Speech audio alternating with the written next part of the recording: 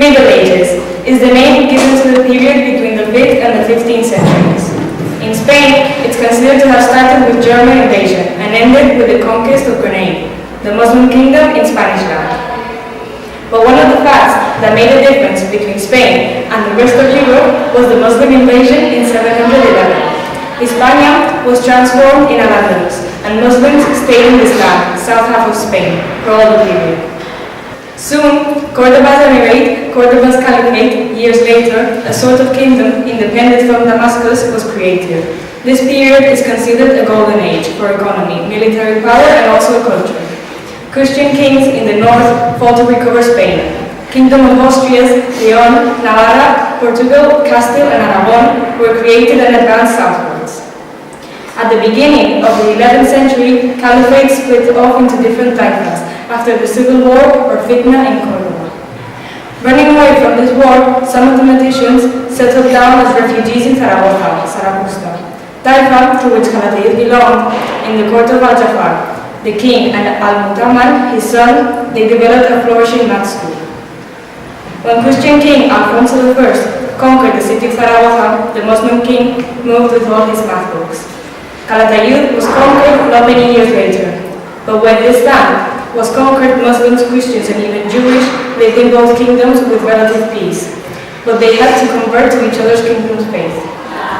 In Castile, 12th century, Alfonso X, the Wise, succeeded his father as king, and started employing Jewish, Muslim, and Christian scholars at his court to translate. Toledo's school of translations was born. In the 14th century, the Muslim kingdom was reduced to Grenada. Finally, in the 15th century, Fernando and Isabel, king of Aragon and queen of Castile, husband and wife, conquered Grenada in 1492. Spanish reconquest had ended.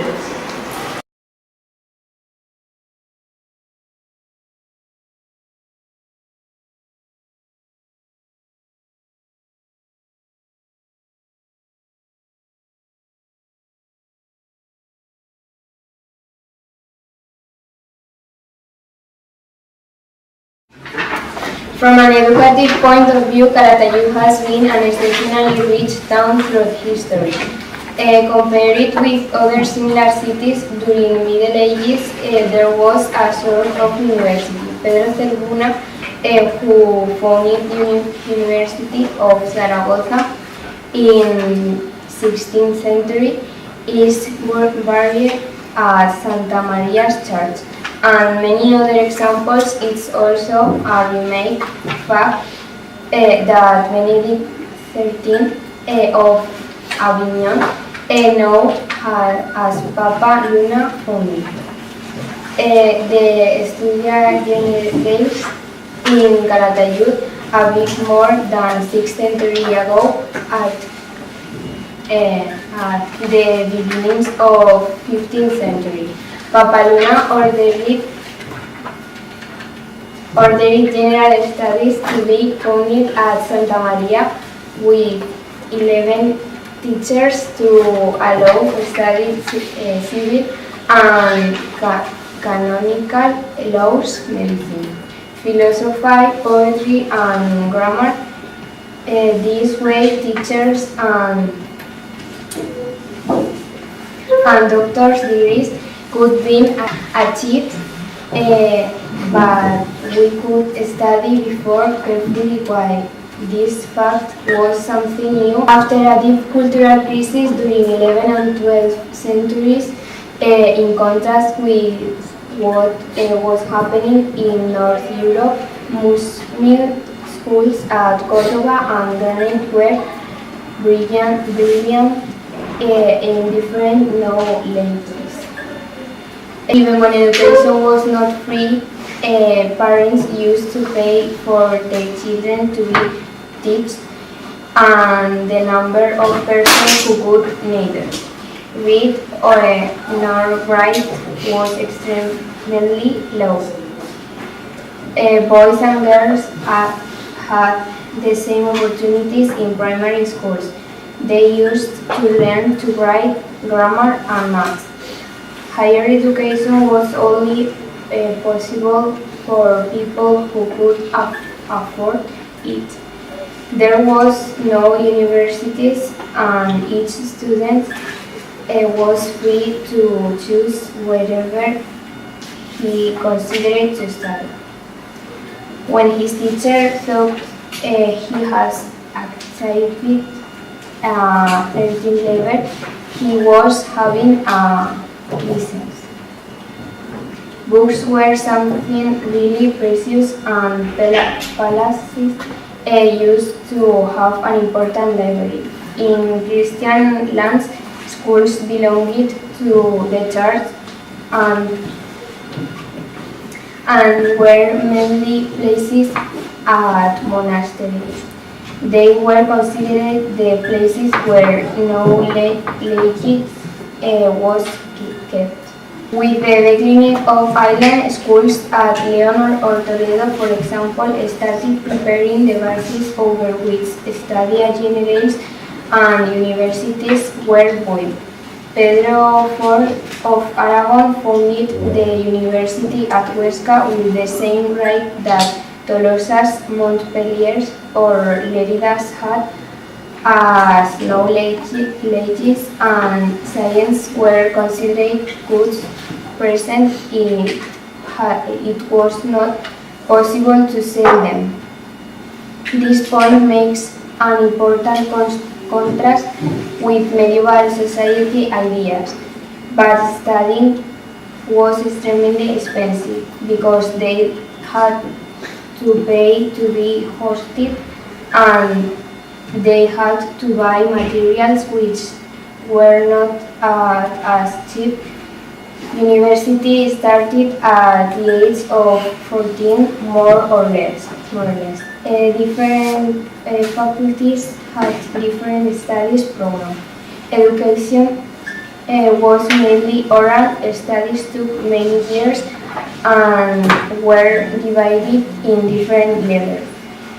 A bachelor was the first one and allowed working as teacher's assistant. Next level was the degree and the highest possible was master.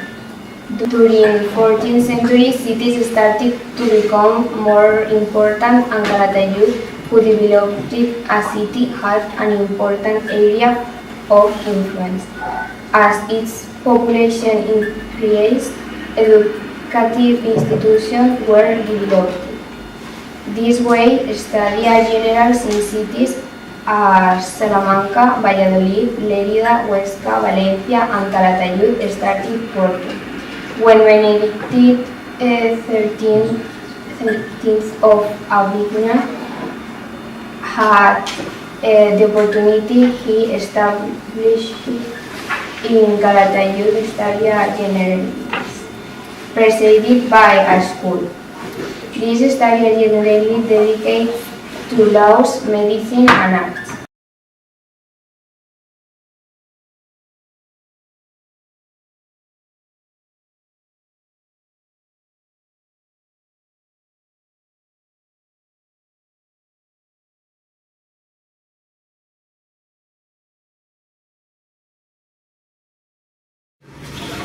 During the Middle Ages, we have to pay special attention to writing works made in monasteries.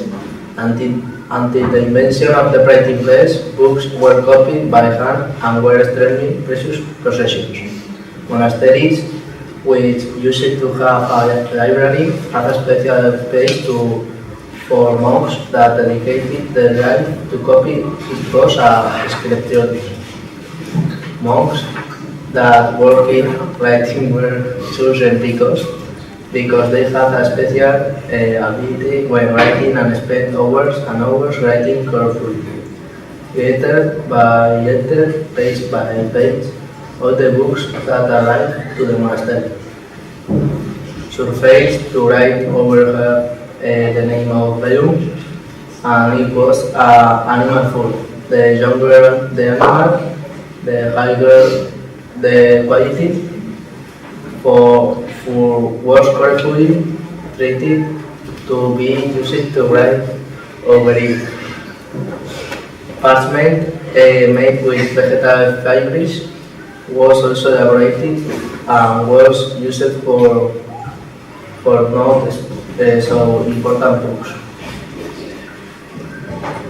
To write monks' faces vellum over their tables, which had a certain angles to make a bit more comfortable the work, and they glowed some straight lines to place the different elements and to make it easier to write on it. With the help of films made with cans and cooked in a special way, monks took the iron ink brown and the carbon ink black and started writing over the vellum. When they made a mistake, they had to use scratchers to correct because it was impossible to erase. They used to illuminate pages. Illuminate was the process of decorating first letter of the page or drawing over the sides of the vellum. Illumination was made with the same techniques used to write very carefully and used different colors. Some colors were easy to find and allowed us to know if the document was considered to have a higher value. Gold was also used to illuminate and it was glued carefully to the page. The first year, the students had a talk and workshop about medieval writing to know the essence of medieval calligraphy. They could see different examples for made with medieval techniques and learn the name of the different elements. In the classes of arts for first and second year, workshops have continued making some small talks and bookmarks with calligraphy or small text.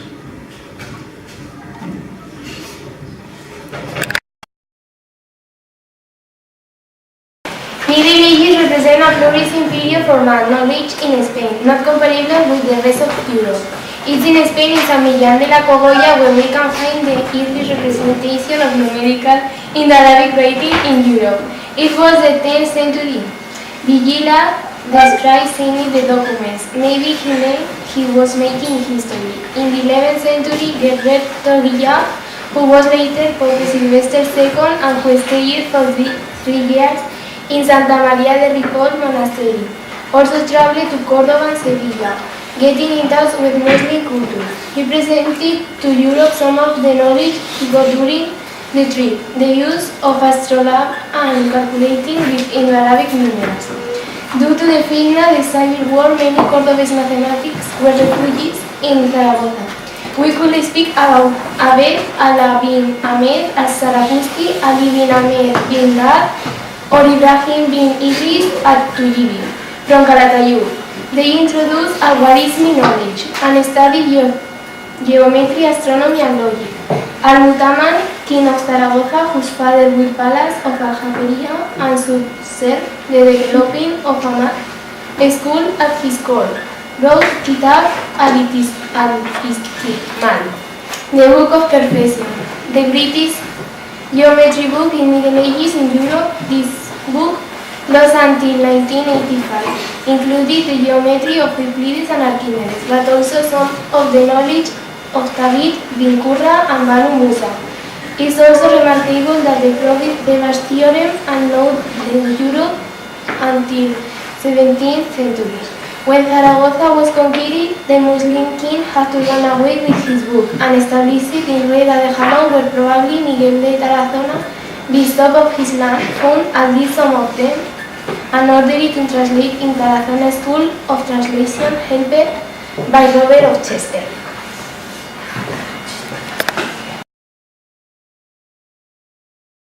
Hello, we are students of second level and we want to tell you how we build our abacus.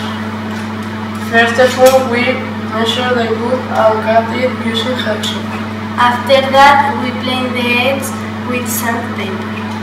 With a drill, we made the holes and then cut the metal bars using flares. We put the bars on the balls and finally we joined the wooden pieces with a glue gun. We made the abacus working in a team and we think it was a very interesting and funny activity.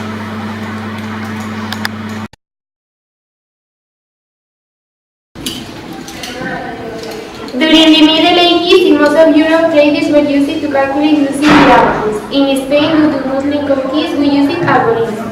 Technology studies with this abacus, and first-degree studies learn to calculate with the abacus. The abacus are made with both wire and small balls.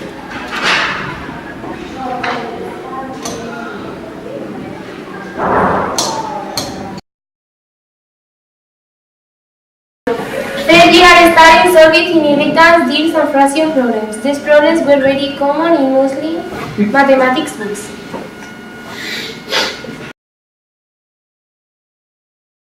As fourth-year math classes, we were studying different ways to prove Pitagorean Theorem that were already known in Middle Ages. We studied Bhaskara's and David Vincurra's proofs. We did the test and represented the different steps.